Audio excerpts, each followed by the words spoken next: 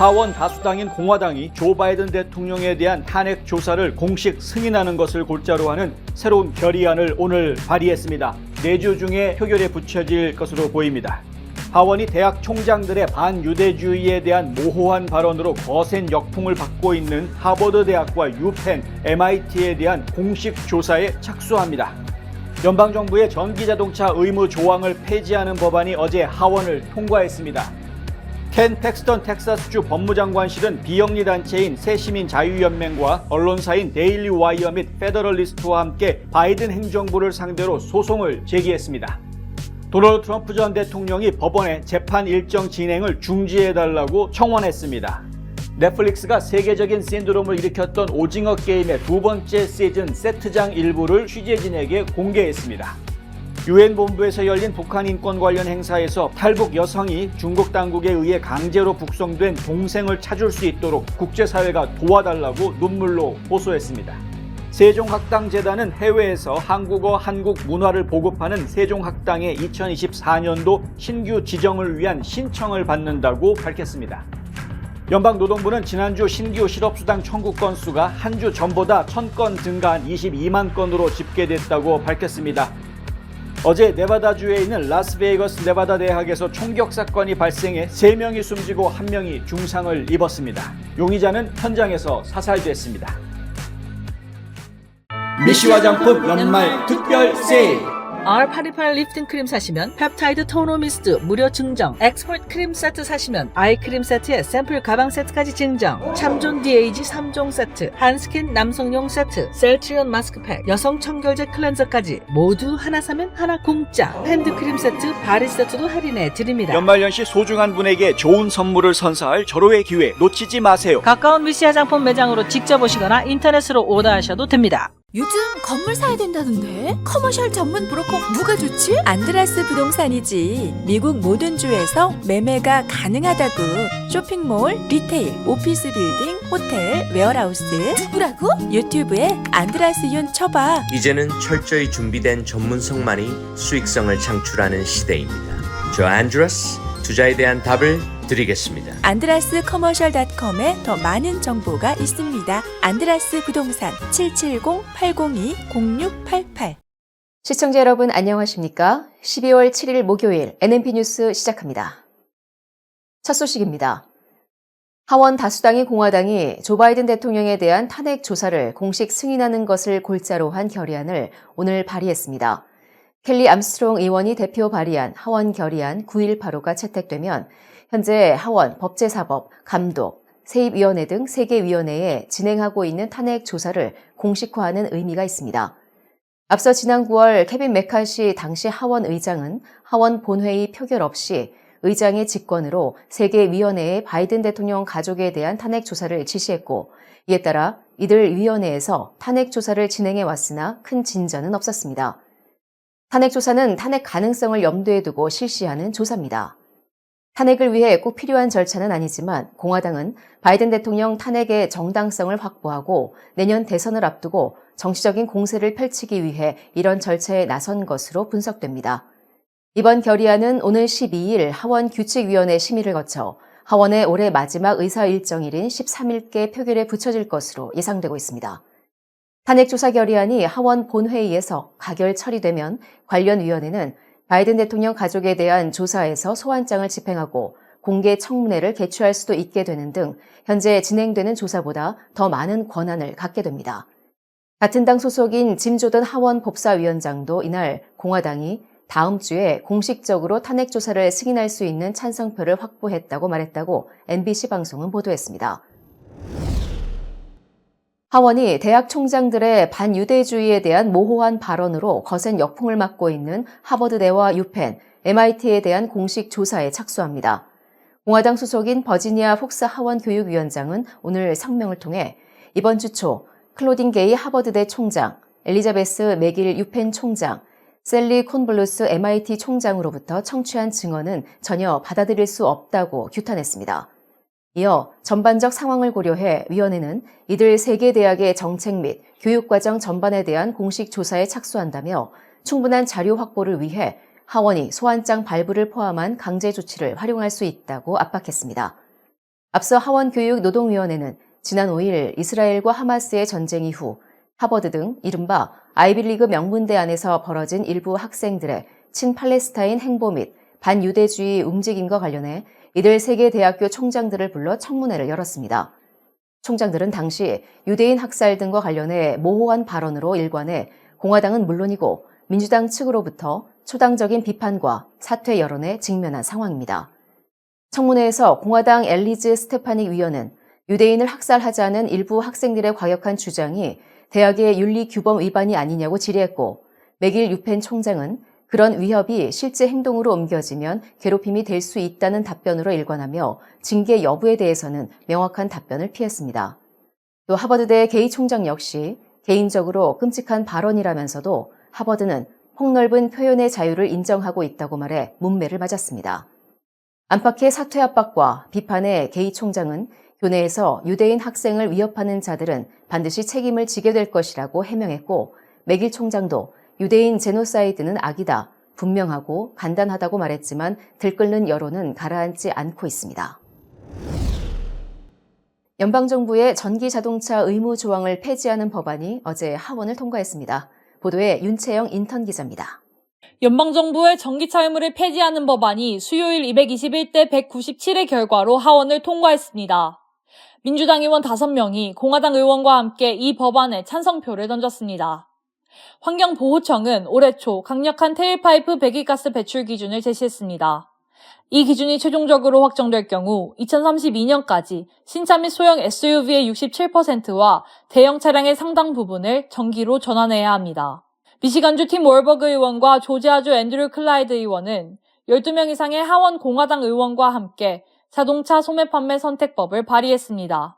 이는 특정 기술의 사용을 의무화하거나 엔진 유형에 따라 신차 출시를 제한하는 규정을 금지합니다.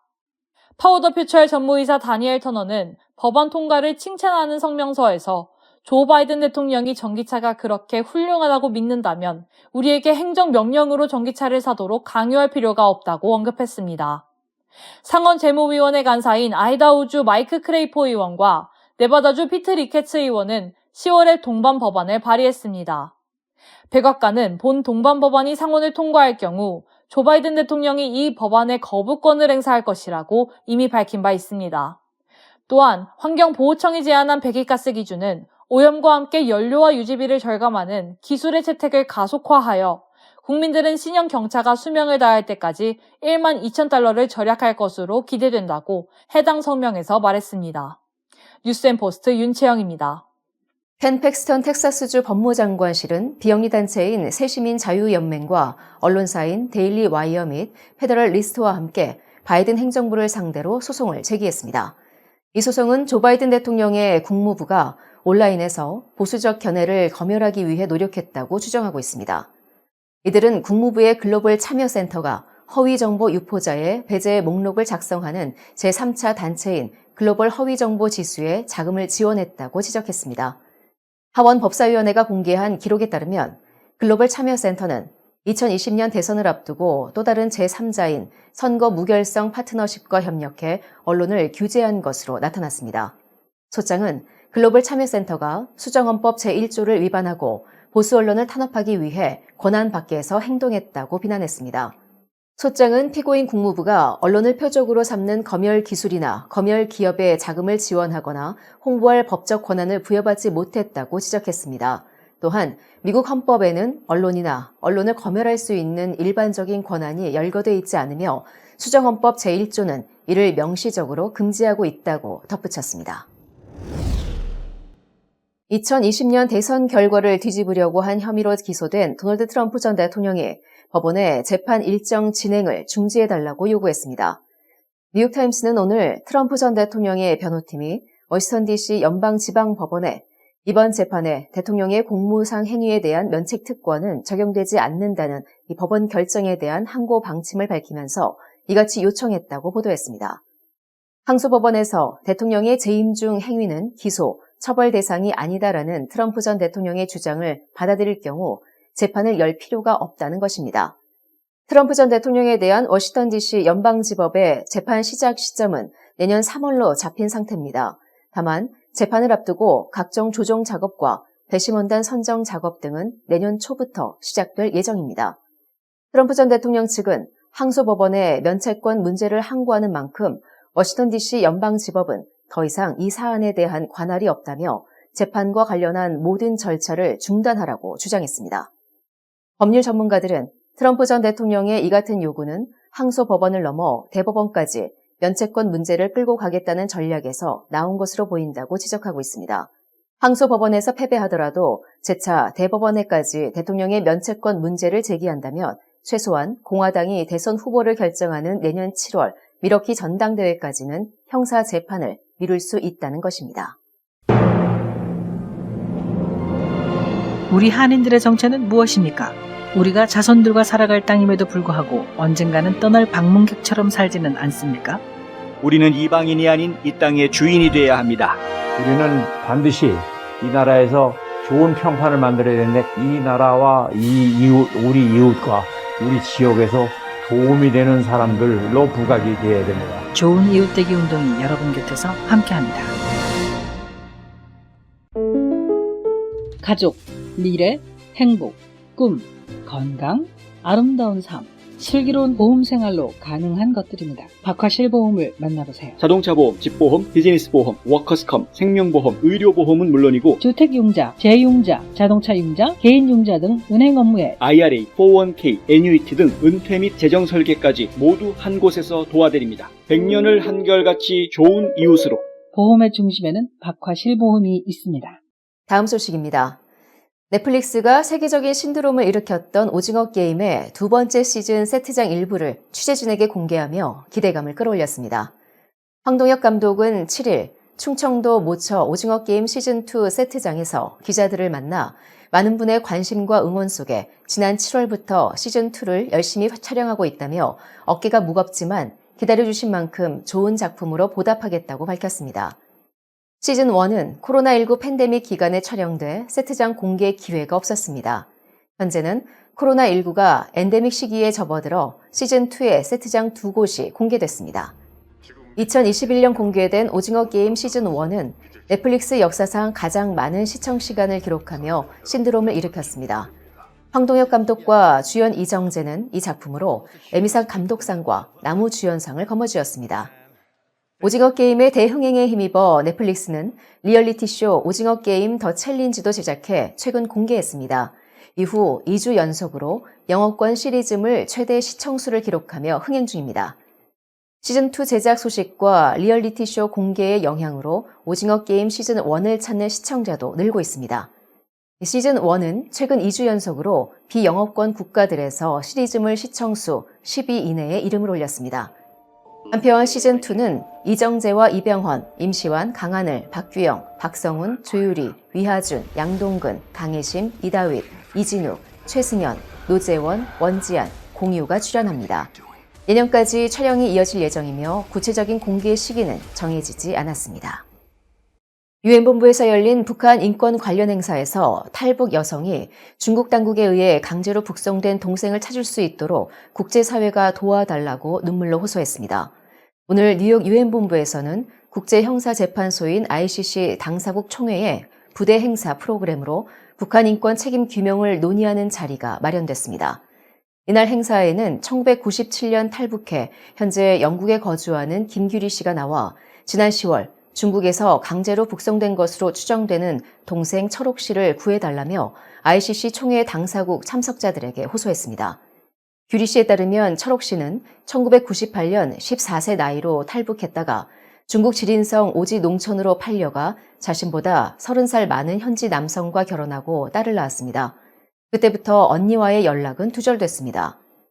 김 씨 자매가 탈북한 1997년에서 98년은 이른바 고난의 행군 시기로 많은 북한 주민이 탈북하던 시기였습니다. 규리 씨는 2007년 영국으로 이주했고 언젠가 동생과 다시 만날 날을 고대하며 악착같이 돈을 모았다고 말했습니다. 규리 씨는 또 동생이 오지 농촌 마을로 팔려가 20년간 연락이 두절된 채 생사도 모르고 지내다가 2019년에야 우연히 다시 소식이 닿았다고 말했습니다.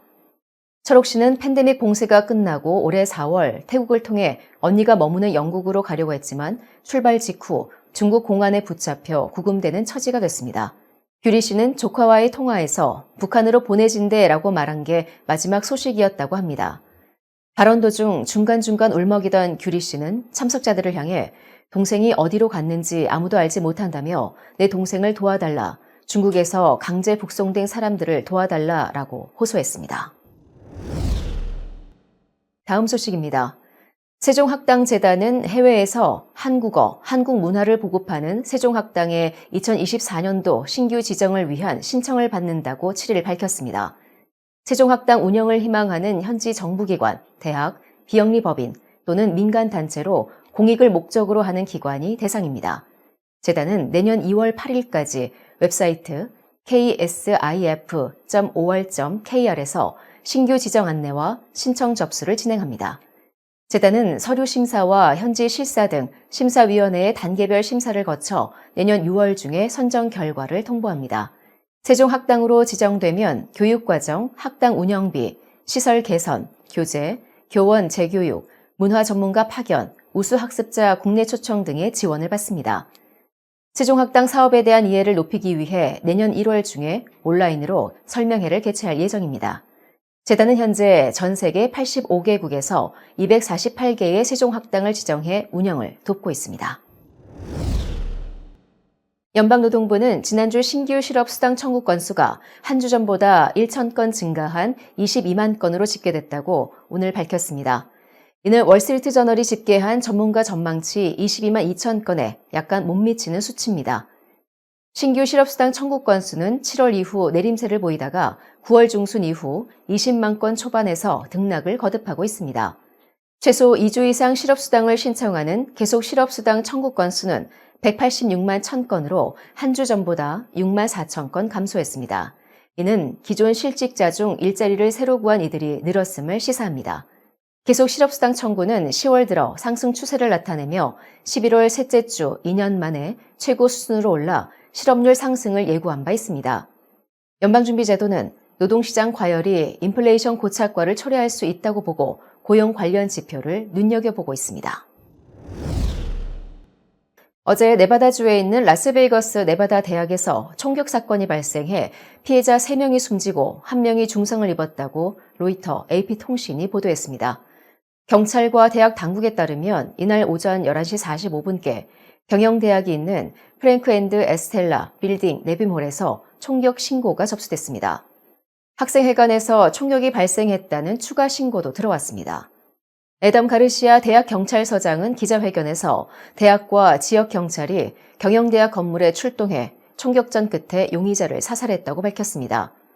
지역 보안관 케빈 맥마힐은 학생들이 건물 밖에 모여 식사나 게임을 하고 있었다며 범인을 사살하지 않았다면 많은 사람이 더 목숨을 잃을 수 있었다고 말했습니다.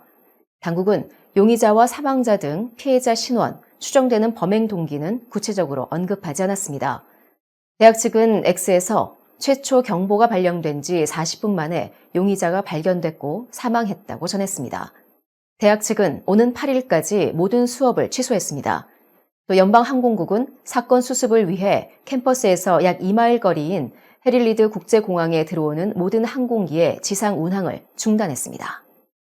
상안검, 하안검을 아시나요? 안과에서 성형수술을 한다는 사실도 아셨나요? 그렇습니다. 미국과 한국의 유명 의대 및 병원에서 최신 기술을 섭렵하고 돌아온 닥터 줄리아 강이 존스 크릭의 졸리 성형 안과를 오픈했습니다. 다양한 보톡스 주사와 필러 시술, 그리고 명품 치료기를 통해 여러분의 피부에도 생기를 불어넣어 드립니다. 전문 의사가 직접 시술에 믿고 안심할 수 있는 졸리 성형 안과. 지금 상담 받으세요. 770-629-0600 화장품 백화점 미시 화장품 인터넷 주문도 가능합니다. 고객의 꿈을 실현하는 은행 메트로시티은행. 한 곳에서 시작되는 안정된 미래 선우인어 보험. 뉴스앤포스트는 페이스북, 유튜브, 카카오톡, 트위터 등 다양한 플랫폼으로 컨텐츠를 전달하고 홍보 효과를 극대화해드립니다.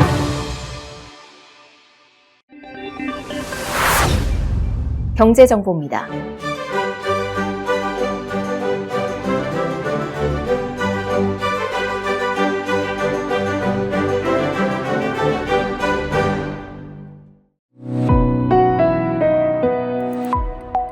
날씨 정보입니다.